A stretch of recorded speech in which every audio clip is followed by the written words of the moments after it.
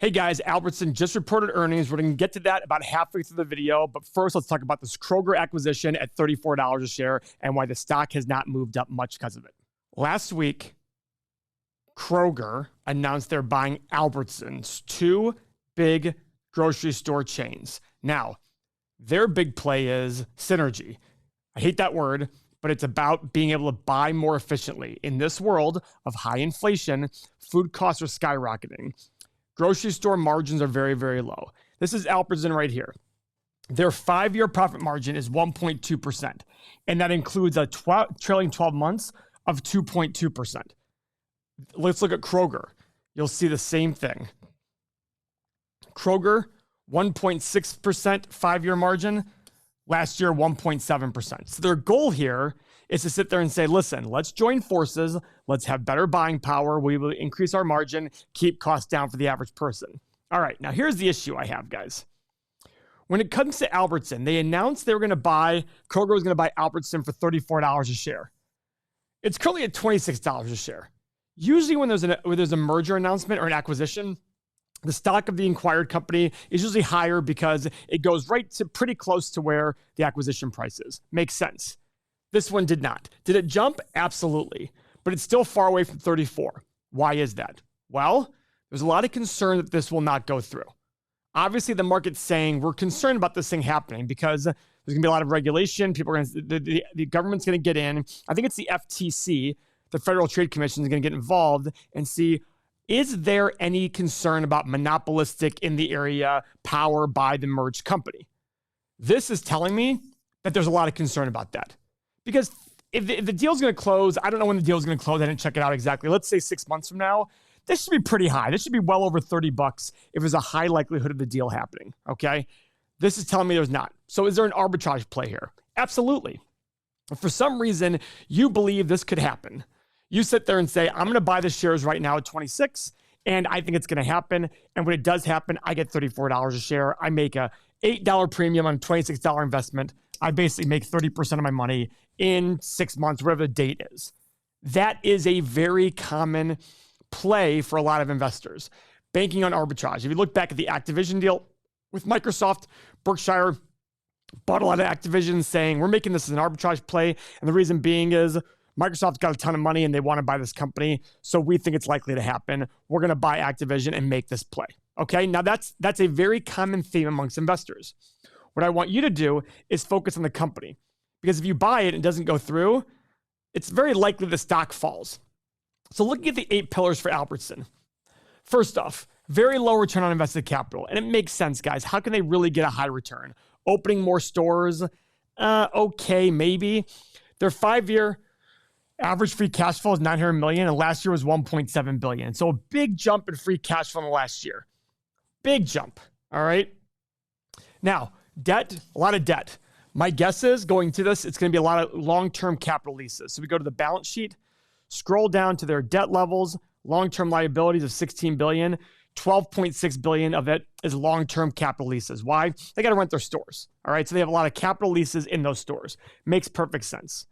Now, let's go back to the 8 pillars here, see what else is interesting. Now, I do like this. Revenue growth, net income, and cash flow growth. Great stuff. Now, let's go to the Albertsons actual press release that just occurred this morning on the results. So they just announced earnings. Identical sales increased 7.4%. That is the same as comparable store sales. That's a big jump. Now, inflation's there, which is making that number go a lot higher, obviously, because when inflation's there, it's going to be very quick to happen. Costs are going to get passed through to the end user. Digital sales increased 36%. That's a huge number, guys. They're selling more and more. Now, I'm not looking in there to see what the actual number is, but that's a big number, something you should go investigate further.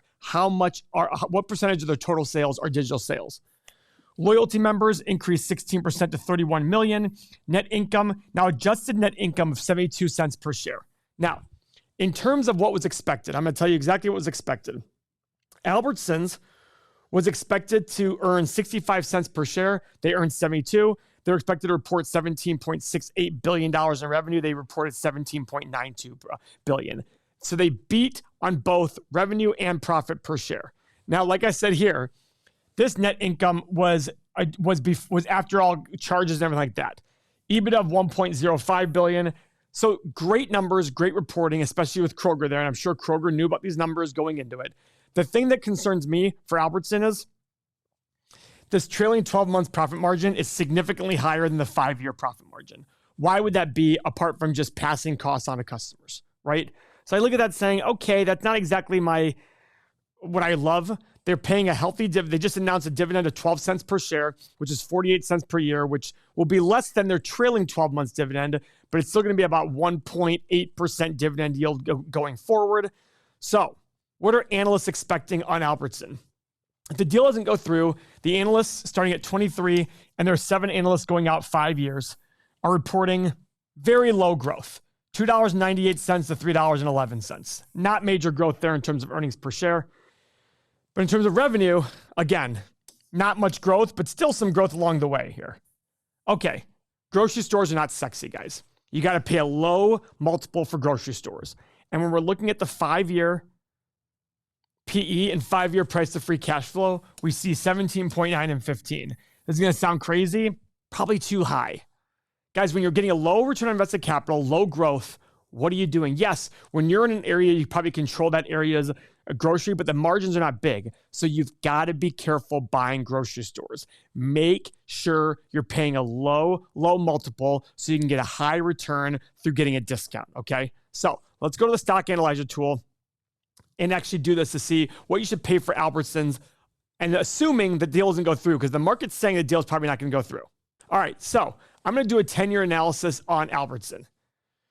Oh, now look at this. Oh, wow, the growth rate is big over the last 10 years. So let's go with -1, 0, and 1% growth rate.